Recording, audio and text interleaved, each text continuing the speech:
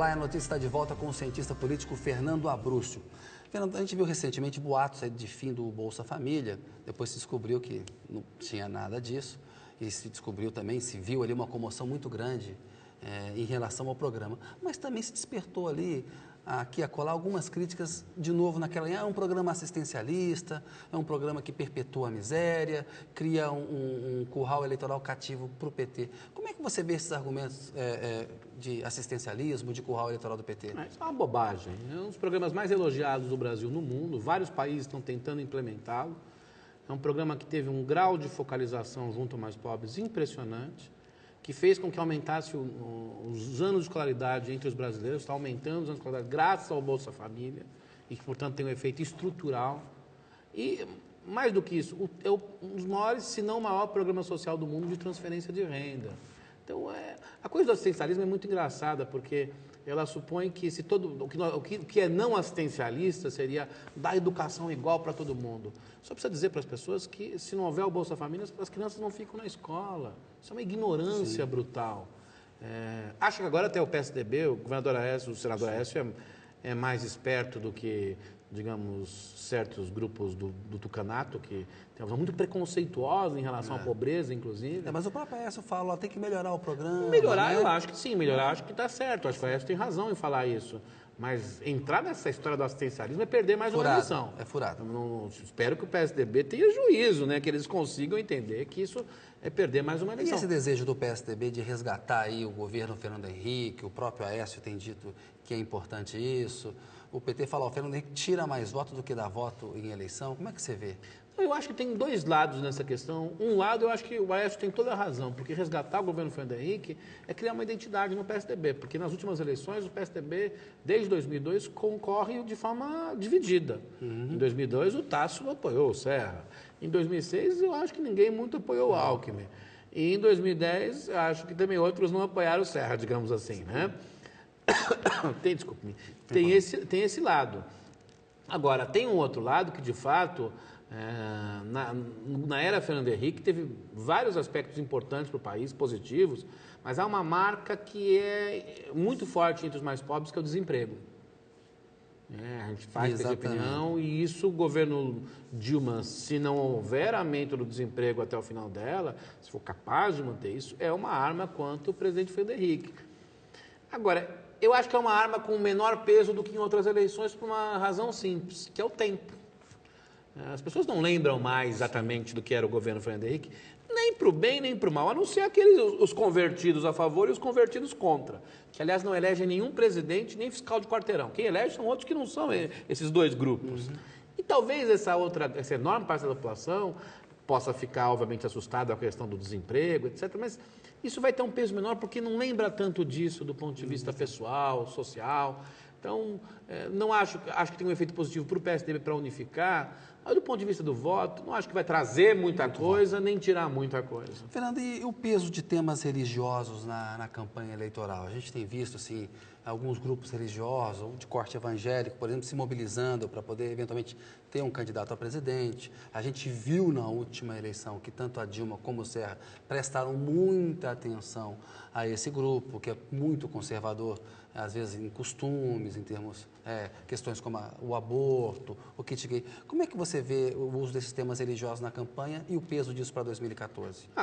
Primeiro, Kennedy, eu acho que nenhum desses grupos religiosos consegue eleger um presidente da República. Porque são muito divididos entre si, porque não representam a maioria da população brasileira. O que eles podem, em eleições muito disputadas, usar esse poder de barganha, o que eles tentaram, inclusive, fazer em 2010. Embora eu acho que o eleitor rejeite muito coisas forçadas. Quer dizer, eu me lembro a coisa do Serra na campanha de 2010, falando do aborto. Veja, o Serra, quando ministro da Saúde, aliás, um excelente ministro, fez uma política em relação ao aborto muito positiva e muito contrária, digamos assim, à visão desses religiosos. Então, aquilo parecia falso, fake, né? Isso o eleitor não aceita muito, não. Eu acho que tem que ter muito cuidado de usar os temas religiosos de forma ativa, é um erro de qualquer candidato. O que acontece é, pelo menos, não entrar em grandes conflitos. Não acredito que nenhum dos candidatos, por exemplo, transforme o aborto num tema essencial da campanha, porque isso gera muita divisão. não fará isso. Claro que irá falar com o pastor, vai assistir uma missa com o pastor, depois uma missa com o padre, todos farão isso. Agora, nem acredito que eles vão entrar em bola dividida, e se tentarem usar de forma ativa, ninguém acredita. Ninguém acredita. Fernando, uma opinião sua sobre a forma como o Supremo Tribunal Federal julgou o caso do Mensalão. O novo ministro do Supremo, Luiz Roberto Barroso, na sabatina, não sei nada disso, só foi um ponto fora da curva, né? No sentido de que o Supremo teve um rigor maior na questão penal do que teve em outros episódios. Como é que você vê? Olha, eu acho que primeiro tem uma coisa a se aplaudir, que foi a independência do Supremo. Muita gente dizia antes da decisão de que os ministros supremos não teriam independência porque a maioria tinha sido escolhida pelo presidente Lula, que num famoso encontro o presidente Lula tinha forçado o Gilmar Mendes a tomar uma outra posição, embora os membros daquela reunião todos digam que não, mas só o Gilmar Mendes, e as pessoas sempre acreditam mais no ministro Gilmar Mendes, a famosa gravação que não existe até hoje, coisas assim.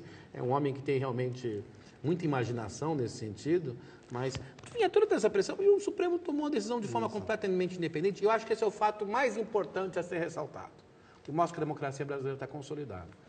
Um segundo fato, acho que, olhando para as provas, de fato, há algumas coisas que constituem crimes, inegavelmente. E, sobretudo, acho que o crime principal que ali estava ocorrendo era um crime de financiamento de campanha. Claro que você pode dizer que outros também fizeram, não importa. Se eu atiro e mato alguém e falar assim, não, mas outro matou, houve sim um crime de financiamento de campanha e que teria que ser julgado. Crime de corrupção ativa, como para além disso, em termos de corrupção ativa, acho que houve bastante exagero do Supremo. Algumas provas foram, digamos, transformadas num mecanismo que mostrava que houve corrupção, mas não ficou muito claro. Eu acho que, assim, só para lembrar um dos exemplos, a discussão é longa, a história de que o Congresso votou reformas como da Previdência Tributária por conta de dinheiro do Mensalão é completamente mentirosa, não tem nenhuma base nos fatos, embora, repita, houve financiamento ilegal de campanha e eu acho que o Supremo julgar isso de forma independente foi muito importante para a democracia brasileira. Primeiro porque a reforma tributária o governo Lula perdeu. Seria muito interessante essa história, você pagar o Mensalão para perder a reforma tributária.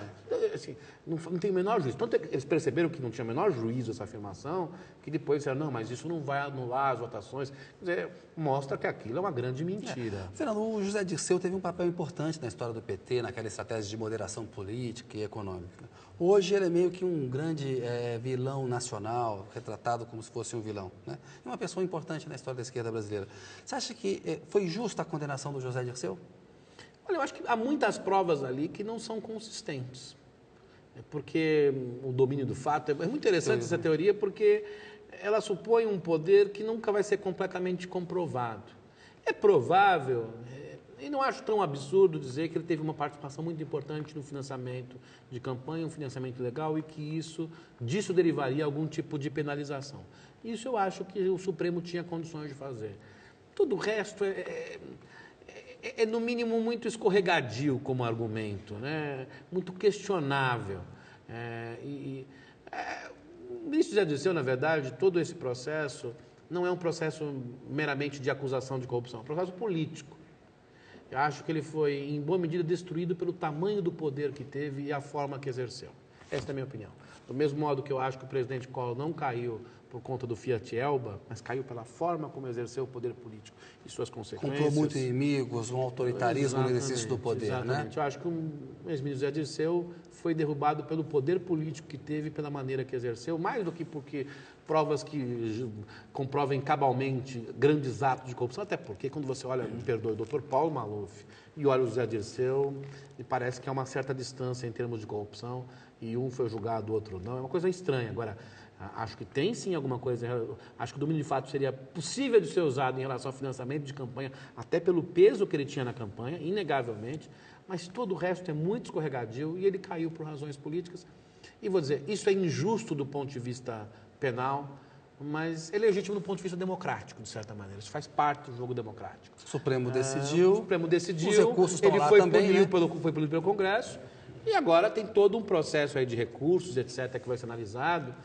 E, embora a maior penalização política que ele podia receber, ele já recebeu. As pessoas não perceberam isso. E isso é importante para a democracia mostrar que também os políticos, quando exercem o poder, têm que saber das consequências. Fernando, se fala muito em ativismo judicial, né? A gente viu na última semana uma liminar do ministro Gilmar Mendes a favor da suspensão de um projeto que estava tramitando no Congresso Nacional para restringir a criação de novos partidos.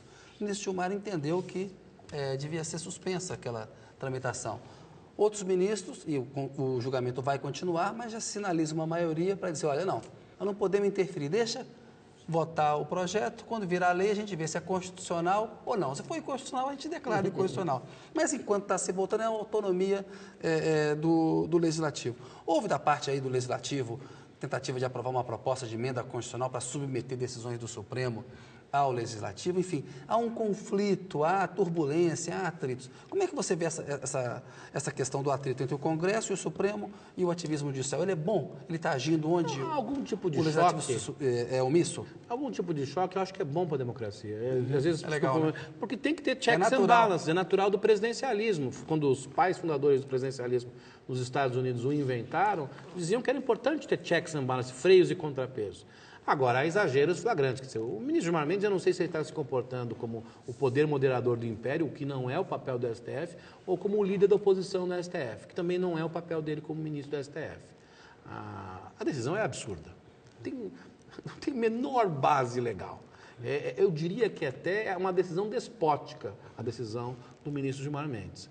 E não, por acaso, os outros ministros, de forma até meio envergonhada, para não brigar tanto, discordaram e disseram o seguinte, isso é um absurdo, a não ser o ministro Joaquim Barbosa, que foi mais duro na crítica, mas foi muito absurdo, completamente absurdo. Depois de aprovado o projeto no Congresso, se o Supremo dali enxergar alguma inconstitucionalidade, isso faz parte da democracia. Agora, parar um processo no meio, gente, isso tem um cheiro de autoritarismo.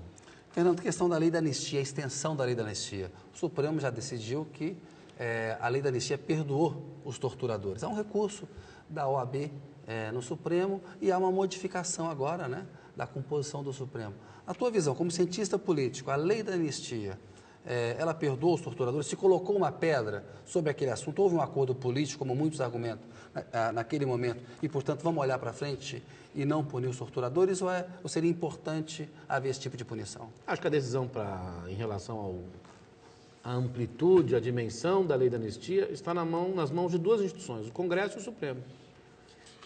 Aliás, até nesse sentido, adiantaria muito pouco a minha opinião. Se o Supremo disse que é assim que deve ser interpretado, ótimo. Claro, se o Congresso fizer uma lei, fizer uma mudança na Constituição capaz de mudar isso, e o Supremo depois considerar isso constitucional, ótimo. Por que eu estou dizendo isso? É claro que todos nós que militamos pelos direitos humanos ficamos muito tristes com o que aconteceu com os torturadores brasileiros até hoje não punidos, e alguns cinicamente continuam aí, e pior ainda que recebem elogios de membros da música popular brasileira, da opinião pública, coisa assim, é triste isso para quem lutou pela democracia. Mas eu acho que a definição disso deve passar pelo Supremo e pelo Congresso. Então, é melhor para a democracia que assim seja. E se o Supremo assim definiu... se mudar também... Se mudar, ótimo. Nesse sentido, se ficar mantida essa decisão, nós temos uma comissão da verdade para abrir as portas de muitas verdades que nem sabíamos. Começamos a descobrir agora, Kennedy, que até crianças foram torturadas no regime militar. Isso não tinha na historiografia brasileira. Então, a comissão da verdade trazendo coisas muito interessantes. Eu não entendi até agora porque as pessoas estão reclamando. Estão supondo que a comissão da verdade vai ser o quê? O Tribunal de Nuremberg? Não é isso. É trazer uma série de verdades e ensinar a sociedade brasileira o quão faz mal o autoritarismo. Porque tem muita gente que ainda tem vontade de voltar à ditadura. Fernando, o programa está acabando, mas eu queria, antes que você me respondesse rapidamente, uma pergunta. O que você acha dessa proposta de redução da maioridade penal de 18 para 16 anos, de endurecer o Estatuto da Criança e do Adolescente e elevar o período de internação de 3 para 8 anos? Vou começar pelo primeiro. Eu sou contra a redução da maioridade penal. Acho que ela é uma falsa solução, porque vão começar com 16, depois para 14, depois para 12, depois para 8, quem sabe aos 2 anos de idade. Sempre se pode cometer algum crime. Agora, ao aumentar o tempo, digamos, de internação, isso já é possível, inclusive, na atual legislação. Se o juiz, se quiser mudar a lei para ficar isso mais claro, não vejo problema, mas as pessoas estão esquecendo só de 2 pontos fundamentais. Primeiro, onde colocar essas pessoas? Um dos grandes problemas no Brasil é o sistema prisional. Então, assim, está todo mundo preocupado, vamos prender os menores. Mas prender aonde, gente? Porque grande parte do crime no Brasil nasce da onde? Da prisão. O PCC é forte graças ao mau funcionamento do sistema prisional. E acho que é uma segunda coisa que é preciso pensar, que é o seguinte, se nós quisermos, por exemplo, fazer essa mudança na lei que faça com que o tempo de internação seja maior, o que eu não sou contra completamente, eu acho que é possível fazer isso, é preciso lembrar o que são, digamos, as fundações que tratam dos menores. Se não mudarmos isso, nós vamos estar cometendo outro crime para combater um crime mais atrás. Fernando, chegamos aqui ao final do programa, tem um pinga-fogo. Queria que você respondesse aí em uma, 2 palavras, rapidamente mesmo. Getúlio Vargas. Eu acho que foi um dos grandes, se não o maior estadista do Brasil, com as características que poderíamos traduzir ou resumir em uma frase. Modernizou o Brasil, mantendo o autoritarismo. Juscelino Kubitschek. Talvez tenha sido o Vargas com a cara mais democrática. Ditadura militar de 64. Foi um desastre para o país e que até hoje traz legados negativos à democracia. José Sarney. Foi muito importante na transição, mas perdeu a hora de sair da política. Fernando Collor de Mello. Foi um presidente desastroso, mas que trouxe uma grande lição para o país. Não podemos ter presidentes cesaristas. Itamar Franco. Itamar, para mim, é um Forrest Gump, personagem. Estava sempre no lugar certo, embora não tivesse muita habilidade. Fernando Henrique Cardoso. Foi um excelente presidente, vai ficar para a história, a despeito de ter tido erros enormes de política econômica. Lula. Foi também um excelente presidente, deixou um legado social e ele e Fernando Henrique vão ficar para a história como o grande legado da redemocratização do Brasil. Dilma. Acho que precisa mudar o estilo para, de alguma maneira, trazer os aspectos positivos que estão escondidos graças ao estilo de governo que ela adota. Fernando, o seu filme preferido? O filme preferido? Blade Runner. Diretor de cinema? Diretor de cinema? Woody Allen. Legal. Um ator? Ator, eu gosto muito do Robert De Niro. Boa. Uma atriz? Scarlett Johansson. Legal, tá indo bem. Uma música? Uma música? Oceano, de Djavan. Um cantor? Cantor? Só para sacanear, Roberto Carlos, poxa. Legal, Roberto. Uma cantora? Maria Bethânia. Um ídolo? Um ídolo? Eu acho que, olhando para a cidade do século XX, um grande ídolo meu é o Nelson Mandela, pela história dele. Legal. Um livro preferido aí? São tantos, deixa eu pensar, um Grande Sertão Veredas. Excelente. Uma frase ou um pensamento qual você gosta bastante? Pode ser um verso também. Uma frase socrática, que só para lembrar dos movimentos que aconteceram essa semana. Um erro não conserta o outro. Ou seja, se os manifestantes erraram em termos de vandalismo, a polícia errou mais ainda. Fernando, excelente entrevista, obrigado. E obrigado, boa noite para você. Obrigado por ter interrompido as aulas e comparecido aqui. Valeu. Até uma próxima. abraço, tchau. Boa noite. A notícia volta na semana que vem, logo após o Dr. Hollywood. Você pode acompanhar todas as entrevistas no nosso site. O endereço está embaixo na tela para você. Também pode acompanhar as notícias do programa pelo meu Twitter. Tenha uma excelente semana, muito boa noite e obrigado pela sua audiência.